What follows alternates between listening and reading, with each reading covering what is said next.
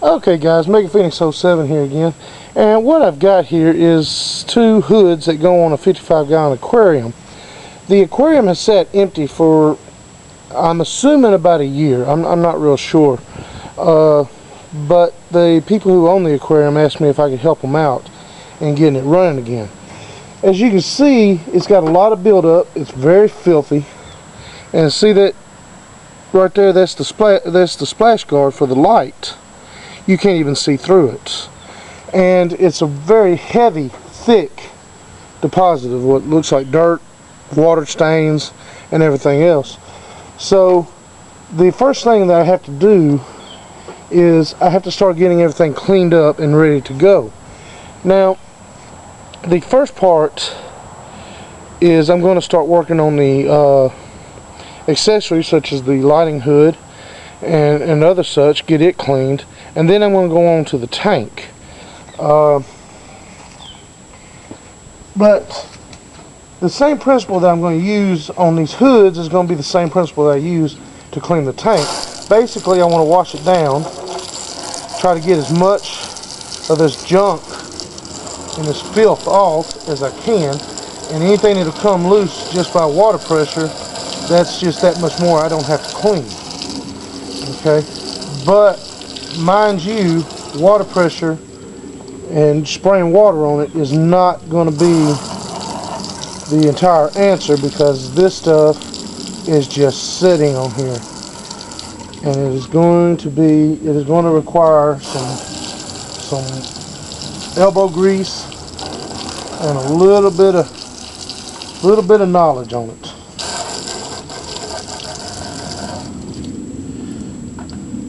Let's see, right here, that's part of the light fixture. That's going to have to be completely replaced. It used one of those cheap plastic reflectors, and what happens over time, those reflectors get hot, they dry out, and they basically, what they do is they dry rot and they start falling apart. It's just a part of the hobby. There's not a whole lot you can do about it.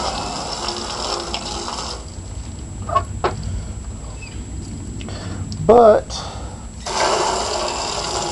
I am going to do a DIY, and I'm going to put some LEDs in there to help this situation out. Now, when cleaning aquariums, you have to be careful, because one, you can't use anything with soap. Okay, even the smallest amounts of soap will kill a fish. But there are two things you can use. One is vinegar, which is great for basic cleaning. Now, heavy duty cleaning, I don't really recommend using vinegar, because it doesn't cut like you really need it to.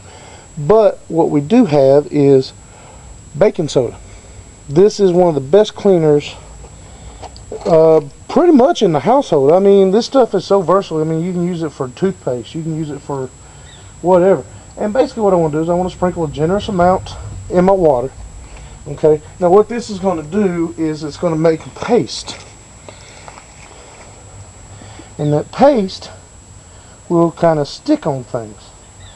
Now, I'm using a plastic scrubby, just a plain old plastic scrubby. Get these things for about $6 for $1 from from the dollar store, places like that. And I just want to give everything a good little scrub. If I got any little hard spots, just scrub a little bit more and work it out.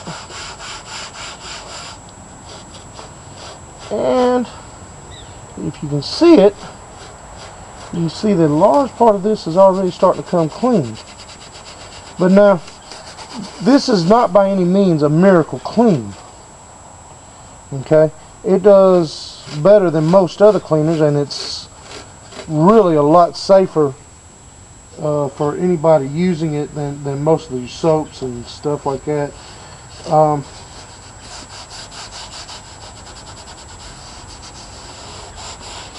But what we're going to do, we're going to scrub it down, and this is just on the this is on the inside of the splash shield. It's not quite as dirty as the outside, the part that is exposed to the tank itself. So basically right here I'm just doing a little cleanup. So I can go ahead, do this, let the water out. Now what I'm going to do, I'm going to rinse it off, because baking soda will clean off better and rinse off cleaner than most of your cleaners, and it won't leave a film. But you don't really want to let it sit, because then you got a little bit of extra work trying to get that dried up baking soda off. Not a real task. I mean, you just let some water soak on it for about 10-20 minutes and it'll come right on off. But you know, part of this is you don't want to have to continuously have to go back and clean. But now I'm getting to the side that's really dirty. That's this side that's exposed to the tank. And what I want to do here is I want to make my paste again. And this won't hold water like that other side will, but it'll hold just a little bit. And I can always fill these up here, make my paste in there. Now, the trick to using baking soda is you want to keep everything as wet as you can. It doesn't have to be, you know, filled with water. It doesn't have to be a puddle. As long as you get that paste on there and it's still wet, then you're good to go.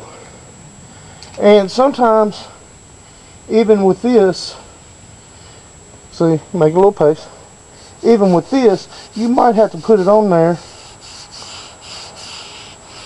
And sometimes it's better not to have any water, because you want to let this paste build up, and you want to just let it sit for a few minutes. Let it work its way into your stains.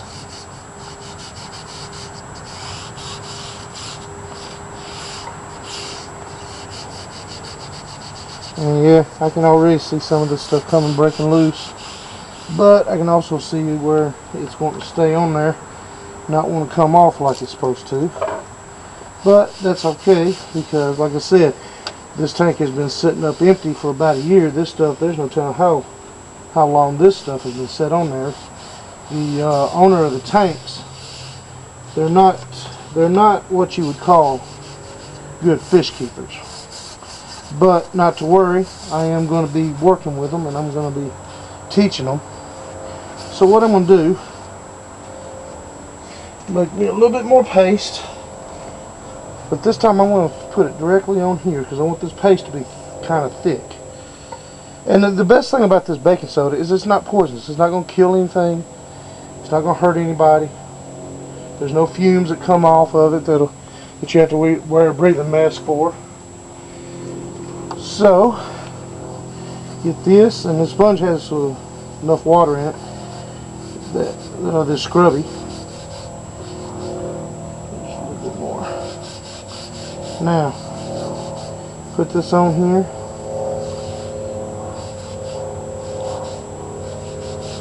Now, this is a little bit more tedious, because this stuff was probably, a lot of this stuff has been on there since the lights were still working, which they no longer work.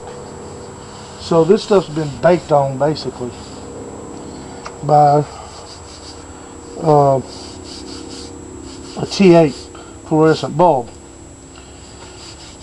But that's no matter,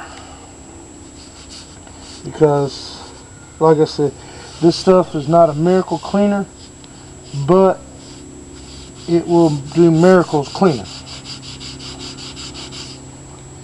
Alright, now the splash guard is the part that I'm really interested in getting cleaned. Everything else, like out in here, I can pretty much just take it and put it in the shower, or put it underneath the hose, and work it like that. But I'm working outside, in case you haven't noticed, and the wind is going pretty good, so I want to try to do whatever I can to keep this from drying out completely on this glass. Like I said, it's not a real issue if it dries on there, but you really don't want to have to deal with having to soak it and everything else. And it looks like some of this stuff might require a scraper, which that's okay too, because this being glass, I don't have to worry so much about scratching it if I do it right. And the simplest way to do it right is simply by making sure that you keep the blade, make sure you have a sharp blade, and make sure that the blade stays even and level on the glass the whole time, and you don't use any pressure points on the blade. And you should be fine as far as scratching. But yeah, some of this stuff is going to be a little bit more difficult to get out than I had hoped.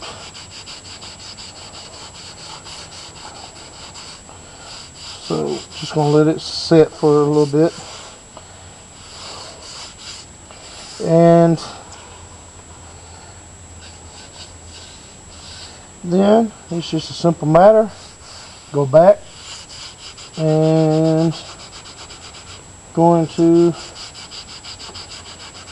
probably get a scraper on this here in a little bit, but keep it wet, then rinse it off, and it should be good as new. And I will show you the after as soon as I get done with it. Thanks for watching.